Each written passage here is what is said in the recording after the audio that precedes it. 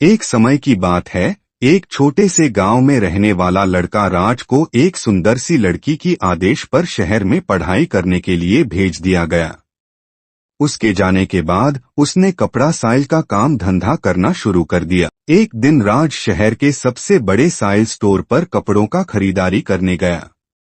वहां पहुंचकर उसकी नजर एक दुकान में बेईमानी से छिपी लड़की पर पड़ी। उसकी नादान आदतों के कारण राज वहां भयानक खराब हो गया।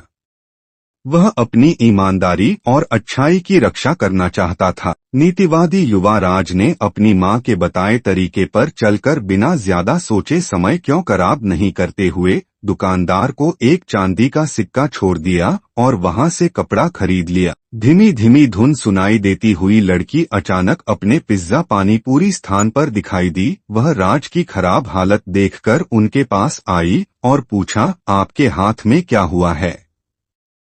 क्या मैं कुछ मदद कर सकती हूँ? राज ने यह बात सुनकर हौसला बढ़ाया और उसने सबसे पहले दुकानदार को धन्यवाद दिया जिसने उसे यह सिक्का दिया, और उसने उस लड़की द्वारा पूछे गए प्रश्नों का उत्तर दिया। धन्यवाद बहन, मेरे हाथ में कुछ नहीं हुआ है, शायद तोड़ी है। लड़की ने राज को बताया कि वह उसे बचपन से ही उम्मीद कर रही है।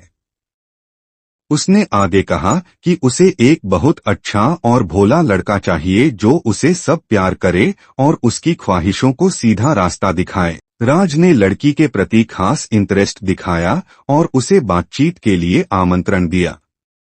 वे बहुत देर तक बात करते रहे और इस प्रक्रिया में वे दोनों एक दूसरे के बारे में अधिक जानने वाले हुए। धीरे धीरे उनके बीच की रिश्ता बढ़िया कहानी एक लड़की और एक लड़के के बारे में है जो बचपन के सबसे अच्छे दोस्त थे। वे हमेशा साथ खेलते और कई अनुभव एक साथ जीवन के हर पहलू को साझा करते थे।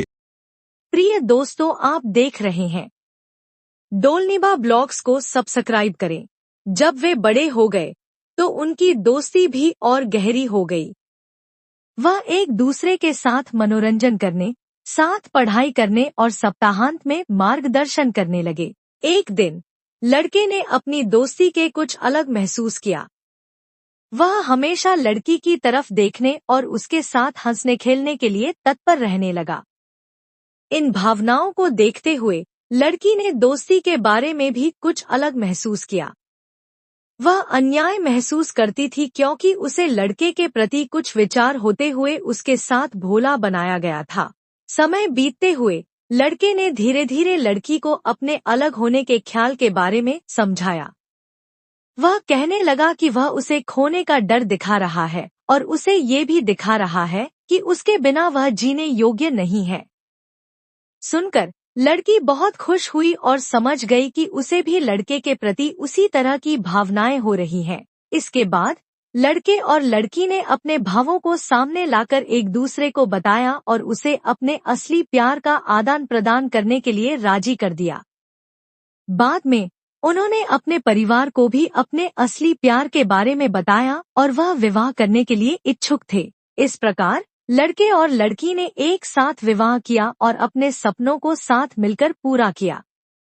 वे अपने दिल की बात समय पर बताने के लिए बहुत खुश थे और उनकी प्रेम कहानी एक दूसरे के लिए प्रेरणा का कारण बन गई। धन्यवाद।